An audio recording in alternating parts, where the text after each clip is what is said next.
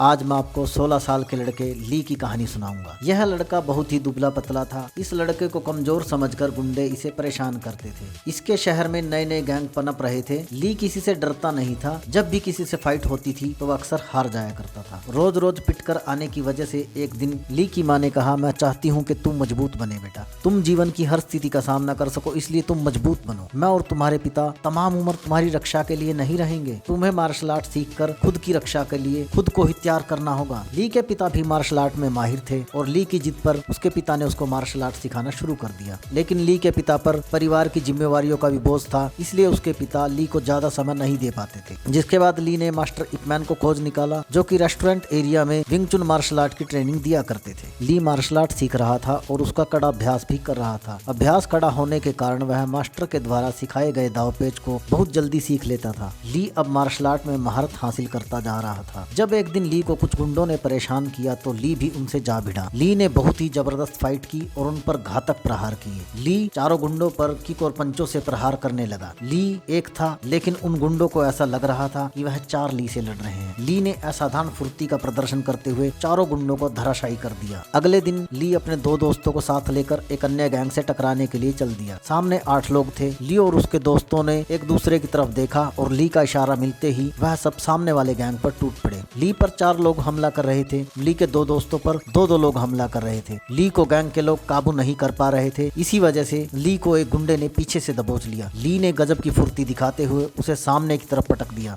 Side से एक गुंडे ने हमला करना चाहा तो ली ने एक जोरदार साइड किक उसके पेट में जड़ दी, जिससे वह गुंडा गिरकर तड़पने लगा। ली ने भागकर सामने वाले गुंडे की छाती पर फ्लाइंग किक मारी। जैसे ही दूसरे गुंडे ने उस पर हमला करना चाहा तब ली ने उसकी नाक पर राउंड किक का जोरदार प्रहार कर दिया। उसकी नाक टूट चुकी थी और वह अपनी नाक पकड़कर वहीं बैठ गया था। ली ने जिसे फ्लाइंग किक मारी थी वह भी दोबारा लड़ने के लिए खड़ा हो चुका था। ली ने आगे बढ़कर एक जोरदार घुसा उसकी पसलियों पर जड़ दिया, जिसकी वजह से वह आगे की ओर झुक गया। ली ने एक जोरदार जंप राउंड हाउस किक का प्रहार उसके मुंह पर कर दिया और वह गुंडा वहीं पर ढेर हो गया। ली ने देखा कि उसके दोनों दोस्तों पर गैंग वाले हावी हो रहे हैं। वह अपने दोस्तों की मदद के लिए जैसे ही आगे बढ़ा, बीच में एक गुंडा आकर खड़ा हो गया। ली ने उसकी दोनों टांगों के बीच में एक जोरदार प्रहार किया, जिसके बाद गुंडा वहीं पर ढेर हो गया। ली ने पलट कर देखा कि उसके दोस्त भाग रहे थे। उसके दोस्तों के पीछे वो गुंडे भाग रहे थे। ली ने अपनी गर्दन को एक जोरदार झटका दिया और मन ही मन निर्णय लिया कि वह इन गुंडों को अकेला ही सबक सिखाएगा। उन गुंडों को सबक सिखाए बिना ली यहाँ से जाएगा नहीं। ली ने गुंडों से लड़ना जारी रखा और तब तक जारी रखा जब तक ली ने उन्हें नॉकआउट ना कर दिया। अगले दिन जब ली अपने दोस्तों से मिला तो उसने अपने दोस्तों को कहा, तुम मुझे छोड़कर भाग गए थे, इसलिए अब मैं तुम्हारे साथ कभी नहीं रहूंगा और तुमने अपनी गलती के लिए माफी भी नहीं मांगी, उस गलती को स्वीकार भी नहीं किया, इसलिए मैं तुम्हें छोड़ रहा हूँ। ऐसे दोस्तों के साथ नहीं रहना चाहिए जो आपको मुसीबत में छोड़ दे। अगले दिन वो पिटा हुआ गुंडा 4 और लोगों को साथ लेकर ली को पीटने के लिए पहुंचा, लेकिन ली ने उन्हें भी पीट कर भगा दिया। कुछ दिन यूं ही बीत गए। ली अपना कड़ा अभ्यास करता रहा। जब ली के दोस्त उसे बाहर घूमने के लिए कहते तब ली कहते थे कि तुम अपने जीवन से यदि प्रेम करते हो तो अपना समय बर्बाद मत करो, क्योंकि वो समय ही है जिससे मिलकर जिंदगी बनती है। ली अपना ज्यादातर समय मार्शल आर्ट का अभ्यास करने में लगाया करता था। उसकी ताकत लगातार बढ़ती जा रही थी। उसका शरीर पत्थर में तब्दील होता जा रहा था। अब ली ने शहर के तकरीबन सभी गुंडों से टकराना शुरू कर दिया और उन सभी को एक एक कर सबक सिखाने लगा। ली पर इस कदर लड़ने का भूत सवार हो गया कि वह तब तक अपने विरोधियों से फाइट करता था जब तक कि अपने विरोधियों को धराशायी ना कर दे, यानी नॉकआउट ना कर दे। इन स्ट्रीट फाइटों की वजह से ली की दुश्मनी बढ़ती जा रही थी। इन लड़ाइयों की वजह से कई बार ली की जान पर भी बन आई थी।